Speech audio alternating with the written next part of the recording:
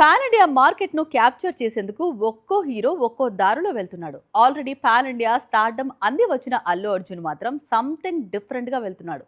ముందుగా కోలీవుడ్ డైరెక్టర్స్ తో వరుసగా మూవీస్, ఆ తర్వాత లైన్ లో మాలీవుడ్ మేకర్, బాలీవుడ్ డైరెక్టర్స్ పై కూడా క్లారిటీ వస్తే ఇక బన్నీ పాన్ ఇండియా ప్లానింగ్ లో ఫస్ట్ ఫేజ్ కంప్లీట్ అవుతుంది. పాన్ ఇండియా హీరోగా ప్రమోషన్ అందుకోవడం ఆలస్యం. తెలుగులో ఒక్కో హీరో ఒక్కో దారిలో వెళుతున్నాడు. కానీ ఎవరూ వెళ్లని దారిలో బన్నీ వెళుతున్నాడు. పుష్ప 2 లాంటి బ్లాక్ బస్టర్ తర్వాత త్రివిక్రమ్ తో చేయాల్సిన సినిమాను పక్కన పెట్టి కోలీవుడ్ వెళ్లి అక్కడ అట్లీతో మూవీ చేశాడు అల్లు అర్జున్. ఆ తర్వాత వెంటనే మరో తమిళ దర్శకుడు లోకేష్ కనగరాజ్ తో మూవీ ఖరారయ్యింది. అట్లీ, లోకేష్ కనగరాజ్ ఇద్దరూ కూడా తమిళంలో star directors. Same trend Mollywood లో రిపీట్ అవుతోంది.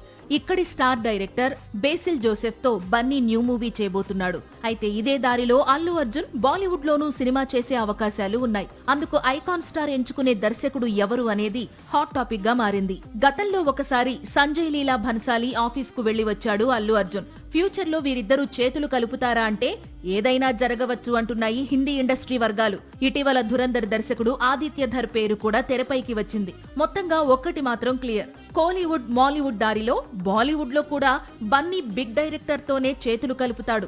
కాకపోతే అది ఎవరు అనేది కొద్ది కాలం తరువాత తెలుస్తుంది.